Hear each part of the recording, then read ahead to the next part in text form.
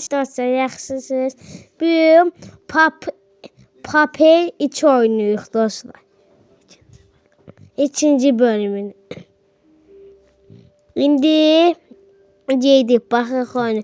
O bir səfərdə qayadan bizi öldürmüşdü. Bir dəfə bizdə bir dənə Babel öldü. Onun da xətləri bizim oldu dostlar. Gedək. Buna basanda yeri yumrulaşdı belə. Baxın. Gördü, kral oldum birinci mən. Tez oyuna başlayan kimi birinci oldum. İndi bu adamı öldürəcək dostlar.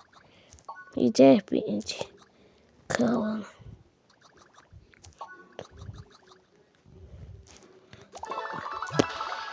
Yedim dostlar, cəsək qayında doydu. İndi edib bunu öldürəcəm, ay dostlar. Dostlar, görüşürüz, dayanmadan olacaq. Belə bir bild.